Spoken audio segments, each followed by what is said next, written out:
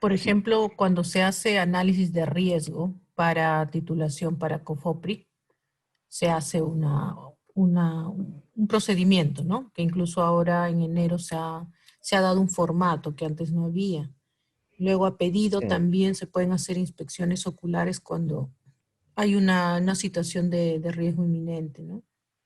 ya, gracias. Qué bueno que lo mencione, pero ahí hay una pequeña desviación a la norma. El decreto supremo, o no, este año fue RM, fue creo, ¿no? La 020, pero el año pasado fue dos decretos supremos. Lo que dice el decreto supremo y la RM dice que aprueba el procedimiento técnico denominado análisis de riesgo.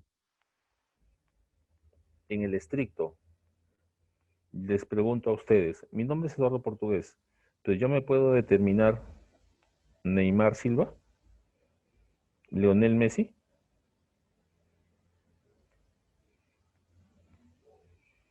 sí, ¿no? Los artistas lo hacen a cada rato, ¿no? Su nombre es Marco Antonio Muñiz, pero sin embargo todos lo conocen como Marc Anthony. Es su denominación. Y si ustedes leen el documento, lo que dice es, ¿no? Aprobar el procedimiento técnico denominado análisis de riesgos. Pero hay que leerlo completo. Dice análisis de riesgos con fines de formalización. Y si ustedes leen todo el documento, en ninguna parte dice modifíquese la ley de SINAGER. En ninguna parte dice eso. Lo que dice ese decreto y la resolución, el decreto supremo el año pasado, el año anterior, 2019, lo que dice es que COFOPRI, eh, orientado en este marco legal, recomienda, sí, claro que sí, que debe, para formalizarse, debe contarse con la evaluación de riesgos. Pero meses después dice, la verdad, los gobiernos locales no tienen las capacidades, no tienen el presupuesto, no tienen la facilidad. Entonces, COFOPRI se exceptúa, no exceptúa al gobierno local, no exceptúa al gobierno regional, no exceptúa al Estado. COFOPRI se exceptúa para sí y dice, ya no voy a pedir evaluación de riesgos, ahora voy a pedir un documento denominado análisis de riesgo, en el cual, con este procedimiento, listo, yo procedo o le doy pase a la formalización. Formalización que tampoco aprueba COFOPRI, que lo aprueba el alcalde provincial. ¿Correcto? Y de repente, si me dan un minuto, les muestro el video que sustenta lo que les menciono. A ver, vamos a acomodarlo por fecha, por tipo. COFOPRI.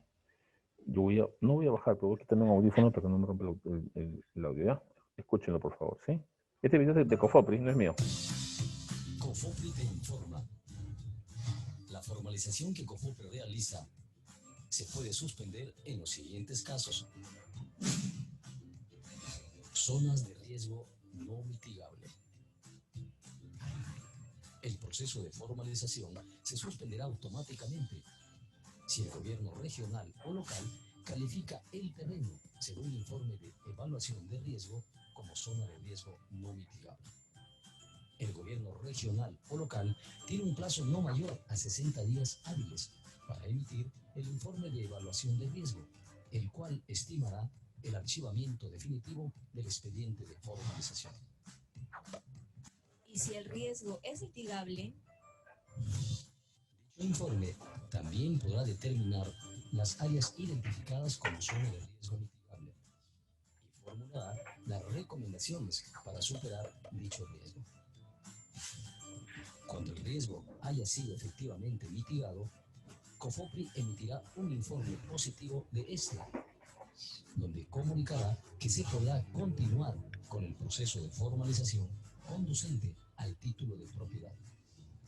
COFOPRI, 20 años formalizando Perú. Listo, ¿escucharon? Entonces, sí existe el procedimiento de análisis de riesgo, sí existe, claro, pero ese es el procedimiento técnico denominado y es solamente válido para COFOPRI, o sea, a la consulta. Y yo con ese análisis de riesgo no puedo generar un proyecto de inversión pública, no puedo generar una intervención por emergencia. No, el documento dice para fines de formalización.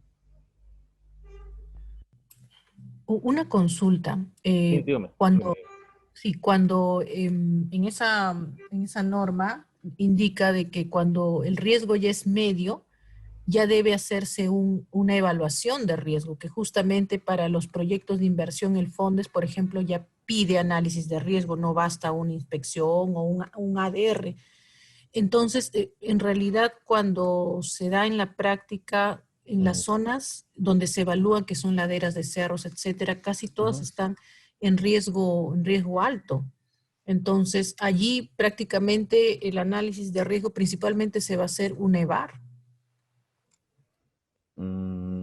Ya, la pregunta la entendí así. Entonces, el mismo análisis de riesgo me puede determinar que no es suficiente el ADR y que tiene que pasar a evaluación de riesgos.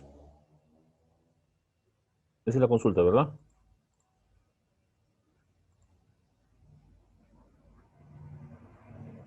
Sí, básicamente era Ajá, sí. ver los Sí, diferentes tipos de, sí, ¿no? de instrumentos que hay, ¿no? Que nos precisa eso mejor. sí, sí, eso es correcto. O sea, si el resultado del análisis de riesgo son 4 niveles, te da nivel 4, definitivamente tiene que ir a evaluación de riesgos. No puede quedarse antes. Y yo tengo un grafiquito de esos por acá, porque ahí yo sé que ese es donde se genera la confusión. Y eso es, un momentito, por favor, vamos a buscar más. Eso es procesos.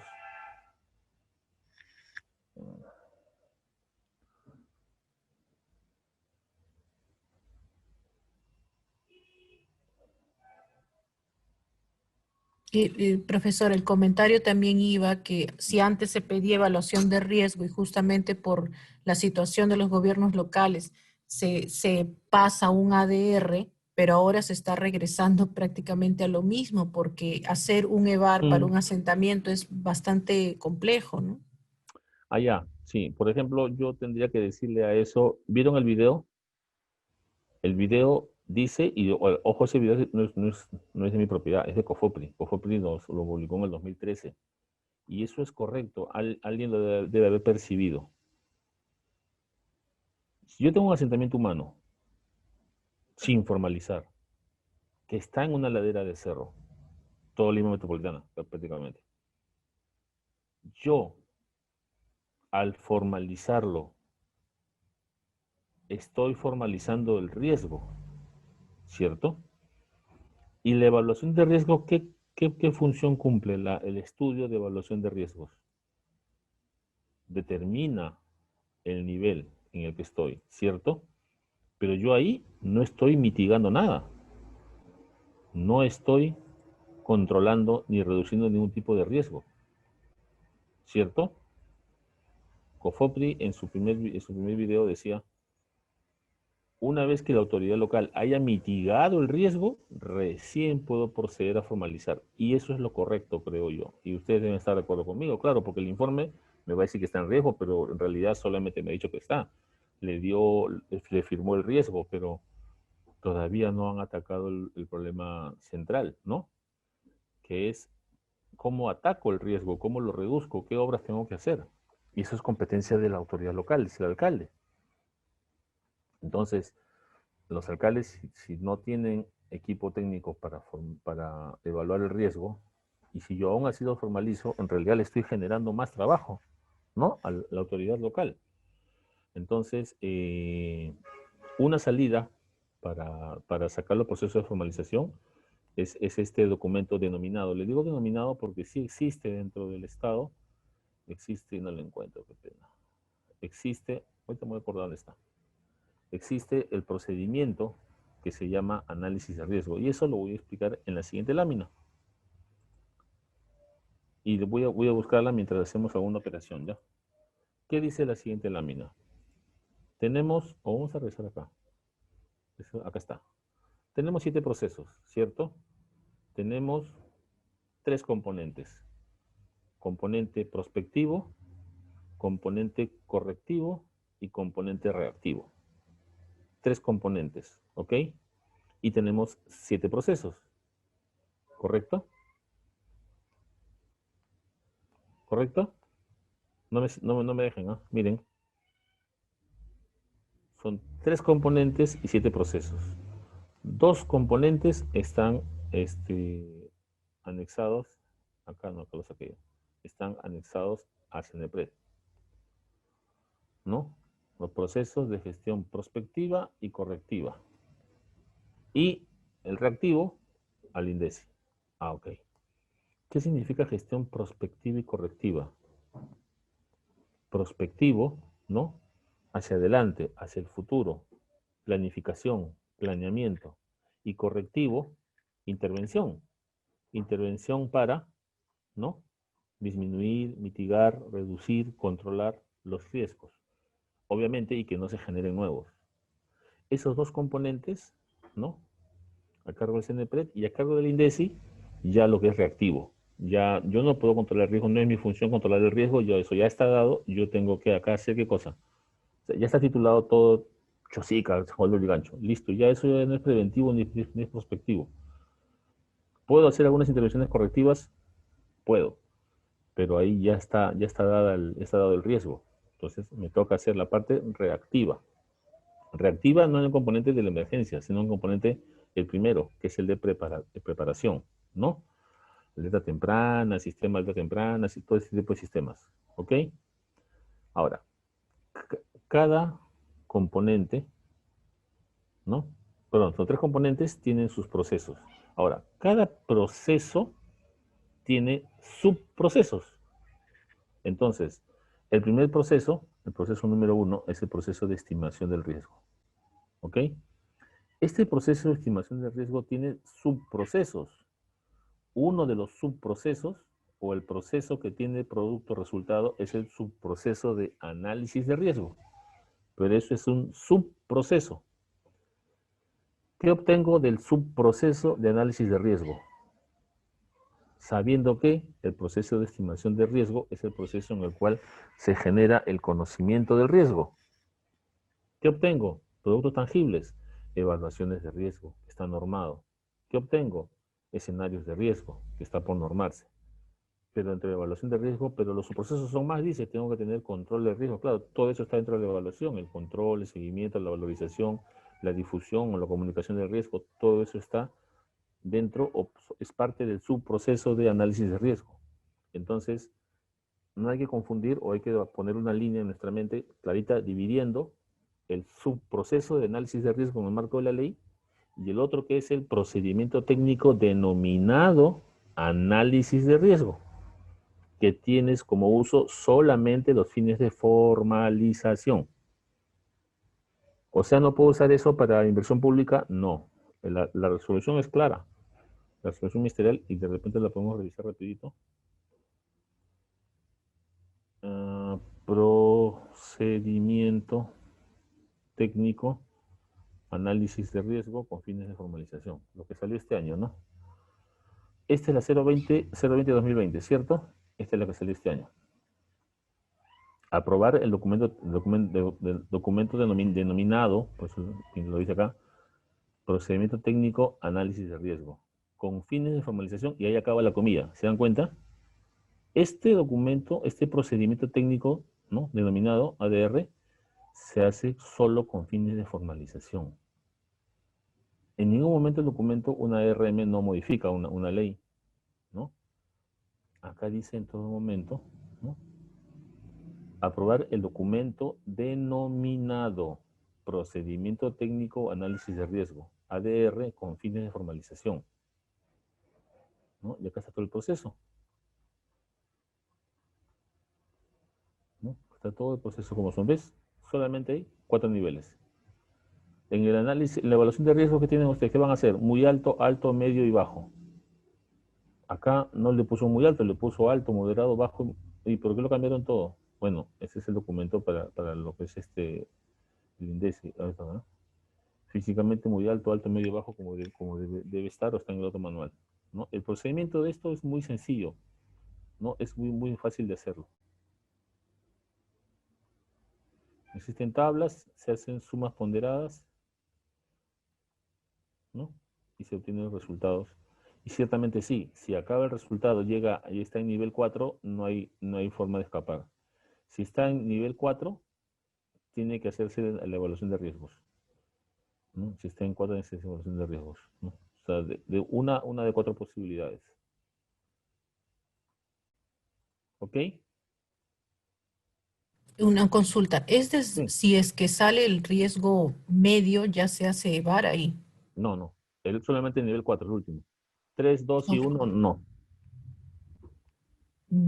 Sí, porque leí que era así. Es el último nivel, solamente el último. O sea, lo que usted me menciona es que de los 4 niveles, si sale Ya. de los 2 son EVAR y los otros 2 quedan así en análisis.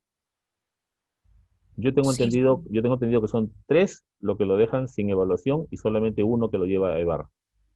Porque ahí No. en el documento que usted aperturó, ahí Ujú, está, si es menor de 3 me parece, mayor de 3 ya se hacía EVAR. Ahí en el documento que usted ujú. aperturó. Ujú. Ya. Esa era la duda, porque en realidad la mayoría de asentamientos van a estar en esa situación y en Y realidad mira, claro, correspondería a EVAR y no a ADR. sí, sí, sí, sí, correcto. Es más, ¿ustedes ya llevó el curso de evaluador? Sí. Ya, entonces, sí me entiende cuando yo le digo, y para todos, sí me entiende cuando le digo un factor desencadenante y un factor condicionante, ¿cierto? Sí, sí. Ahora, vamos a poner un ejemplo rápido para no consumir mucho tiempo. 10 y media, pues 1 hora. Condicionantes para un flujo de detritos. Pendiente, suelo y geomorfología o geología o litología.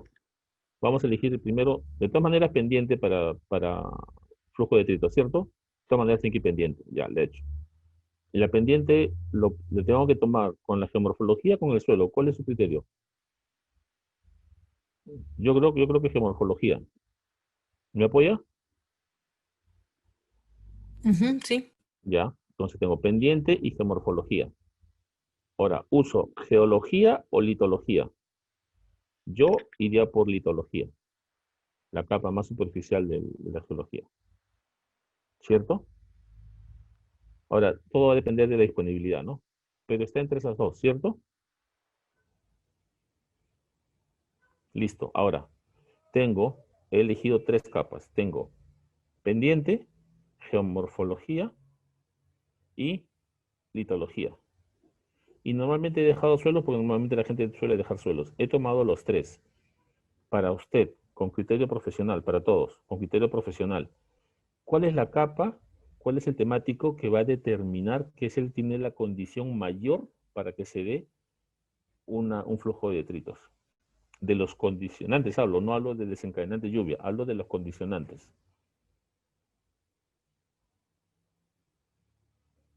La pendiente, ¿verdad?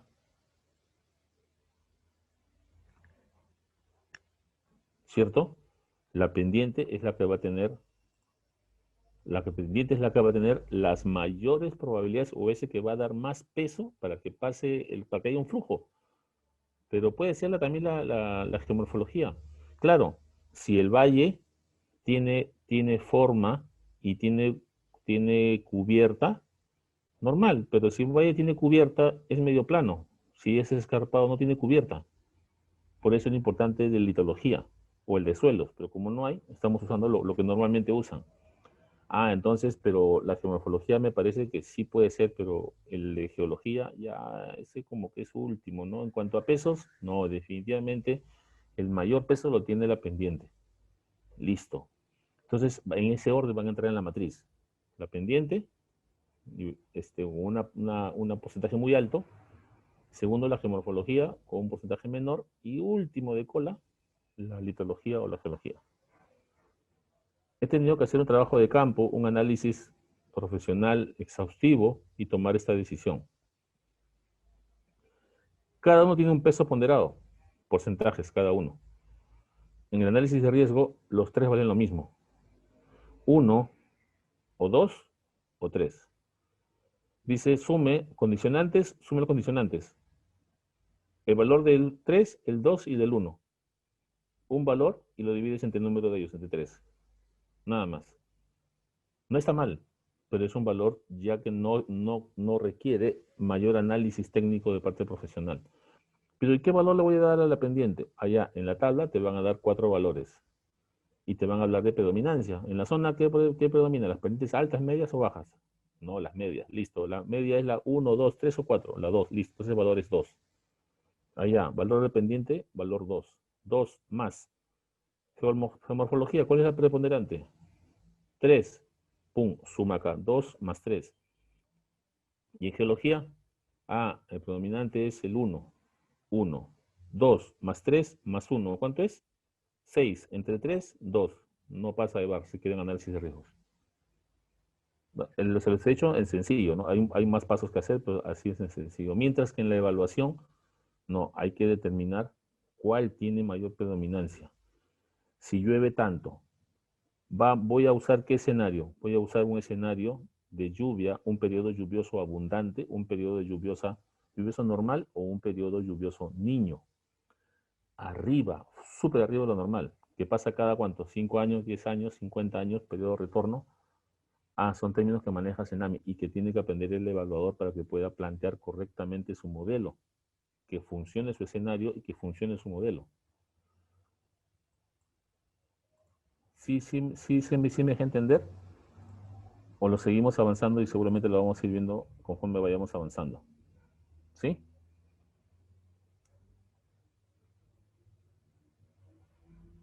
Ya. Entonces, sí, pues no vamos a avanzar mucho. A ver. Sí, ok. Está bien. Entonces tenemos el proceso 1, donde nos vamos a parar. Vamos a trabajar hoy día. Bueno, básicamente el curso de evaluación está en el proceso 1. El proceso donde se genera todo el conocimiento del riesgo, ¿no? Yo le voy a dar el día de hoy los instrumentos, los accesos, compartir los accesos, porque no hay que darle claves a nadie, hay que darle los accesos a donde pueden obtener información oficial del Estado, que es lo más importante, que sea información oficial para que puedan desarrollar sus modelos, para que vayan a campo y corroboren la información, generen nuevos descriptores, porque algunas de las condiciones para elaborar estos mapas temáticos es que tienen que haber 5 descriptores por cada temático, ¿no? Tienen que haber descriptores para esto. Es una de las condiciones para que funcione la matriz de SATE. Y ya ahora les explico por qué, ¿ok? Entonces, el producto, el tangible, lo que veo en la mano del proceso de estimación de riesgo, es la evaluación de riesgo. Es el estudio técnico o el informe denominado evaluación de riesgo. Evaluación de riesgo originado por fenómenos de origen natural. ¿Por qué lo recalco? Porque existe evaluación de riesgo originado para otro tipo de fenómenos. Estamos centrándonos en los fenómenos de origen natural y nos estamos centrando en los fenómenos, en las competencias que tienen las autoridades locales. Gobierno, municipio distrital, provincial y gobierno regional. Nos estamos centrando en esas competencias, ¿sí? Ahí poco a poco les voy diciendo por qué y háganme acordar por qué los centro ahí, ¿ok? El escenario de riesgo es una suposición, es una condición que yo me pongo. Se lo voy a explicar en fácil, ¿ya? En fácil y en sencillo. ¿Cuál sería el escenario de riesgos o de riesgo para la ciudad de Lima ante un sismo de 7 grados? Mayormente hablo. Riesgo muy alto, alto, medio o bajo. A ver, ¿los escucho o los leo? Dígame.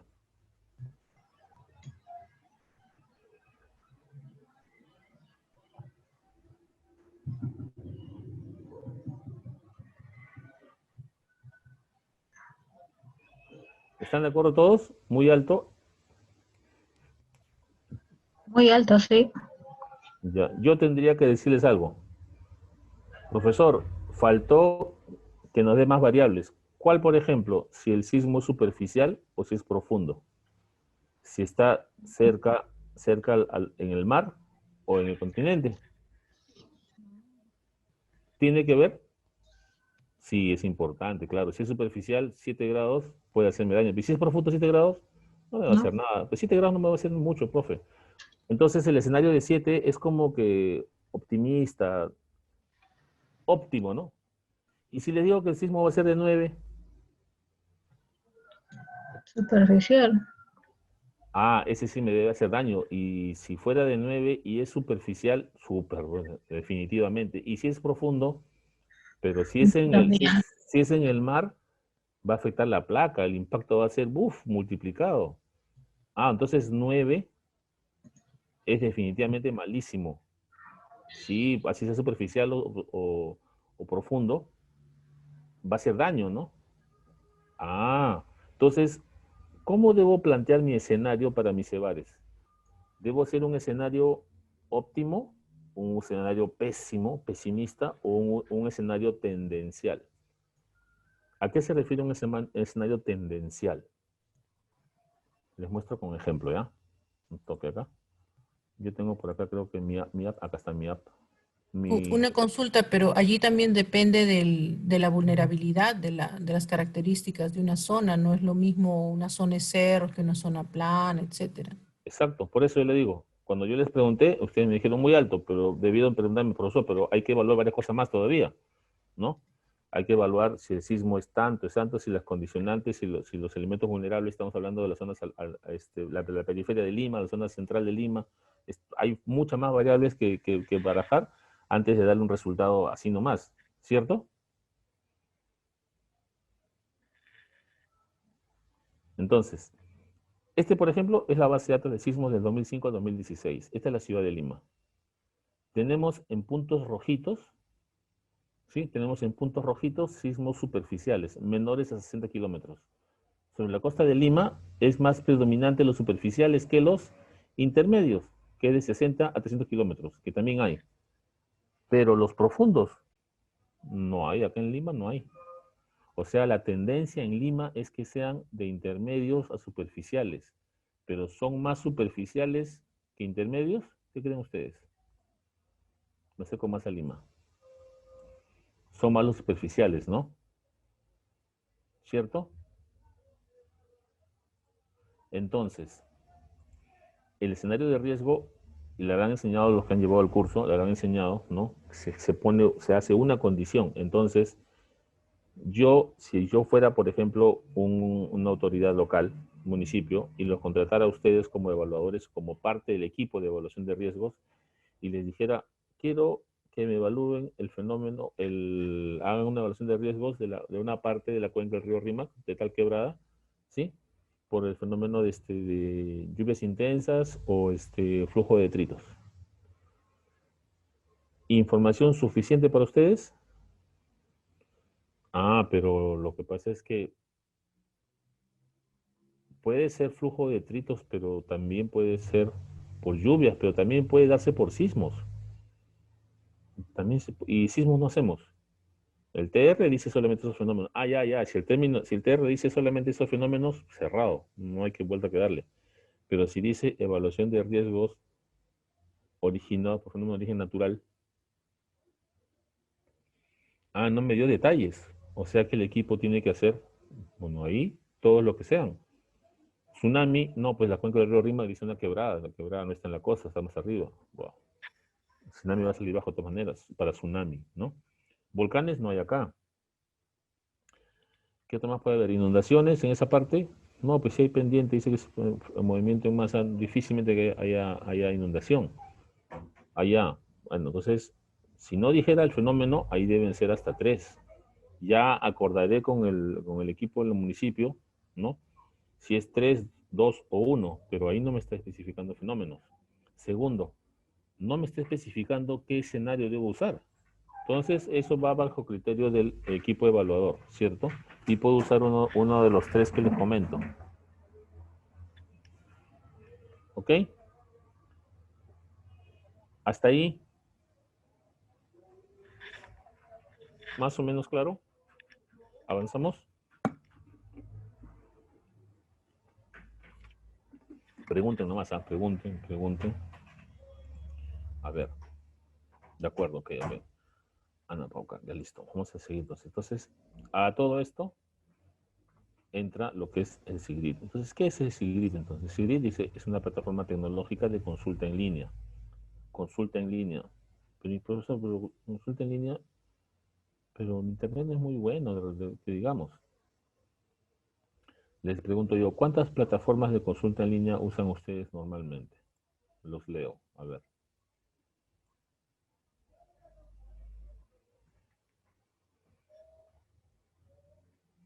Primero, ¿usan plataformas de consulta en línea en su vida cotidiana?